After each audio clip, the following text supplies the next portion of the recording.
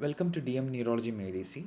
This is the fifth module of stroke series where we'll be discussing a few questions of repeat questions from the previous exams. Importantly, I am going to tell you five recently asked questions from the same topic.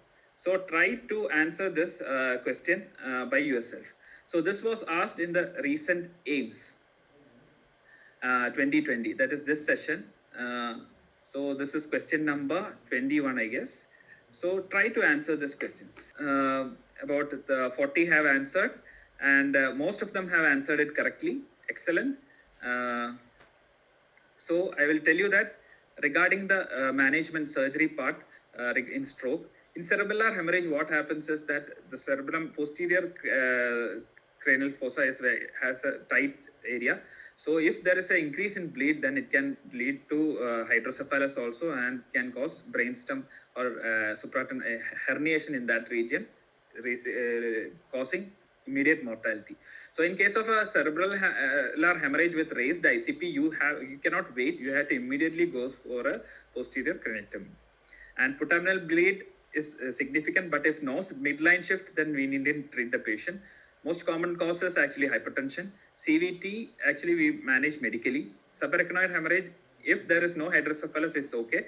If there is hydrocephalus, we have to give a ventriculostomy or shunt. Similarly, also in cerebellar hemorrhage, if it is causing a obstruction, then we have to give a ventriculostomy. So regarding the BP lowering in stroke, what do you think is a false statement? This came in NIMHANS September session, that is the mid session of NIMHANS. So try to answer this question. BP lowering, which is a wrong statement. Whether we should decrease in malignant hypertension, decrease if BP more than 220, actually wrong. It is wrongly typed as 120. It's 120, sorry. Okay, next question, 23. Okay, try to answer this question.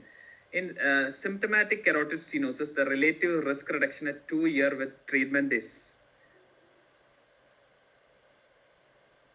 Okay, actually it's very difficult unless you study this table. This table is from Harrison, and this came in the NIMHANS session recently. And if you see, this is actually a table which we may miss. Actually, it's actually 65%, and they have shown that in the table. If you see symptomatic carotid stenosis, relative risk reduction is at 2 years is actually 65. They had put two questions from the same table in the recent NIMHANS.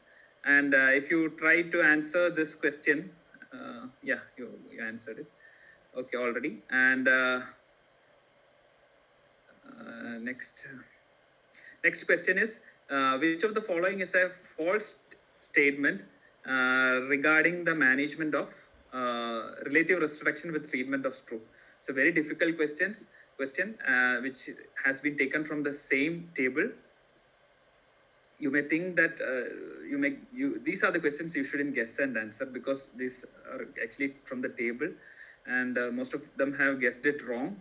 So I tell you that this table in Harrison is very important, and even I had missed. I checked into after looking into the last NIMHANS question paper only. Then I came to know that this table is this much important. So regarding this table, again, this table has all the answers to your all the solutions. Carotid stenosis in the asymptomatic side, it's not 5%, it's actually 53% who will be benefited. That is actually the wrong statement. Diabetic status, if you see, there is clearly written there is no proven effect in this table that was asked. Hypertension treatment benefit is at 38%. It's clearly written here 38%. And warfarin decreases relative risk by 68% in case of atrial fibrillation. So that also they have written 68% in case of atrial fibrillation, warfarin. Aspirin only 21%. So that is the significance of a single table. Two questions in the same, I think the same, so this that was asked in the same exam, November 2020 NIMHANS exam. That is very important. Please don't miss some tables which are very important. You may think that they are not useful. So thrombolysis for patients with stroke onset last not known is studied under which of the following study? This is also a repeat question which came in AIMS this year. Excellent. The answer is Wake Up trial, which looked into thrombolysis in case of patients who had didn't know the time onset of the stroke. So Dawn and Diffuse, and the VIV trial is actually a trial for intracranial stenting. So that is a VIV trial, and one more trial is in stenting. You can remember along with VIV is something called as WOVEN and VIV in intracranial stenting. Whether it is useful, so whether the stents are useful in secondary prevention of stroke. So I think with this we'll stop. But I remind you, please read these portions in stroke and make best use of this session by you can go in through the YouTube link in the Find series and try it after reading. If you haven't read, it's not a problem, but don't miss these topics. And I wish all the best for participants who are like aspirants who are planning to take up next year NEET as well as institute exam. All the best.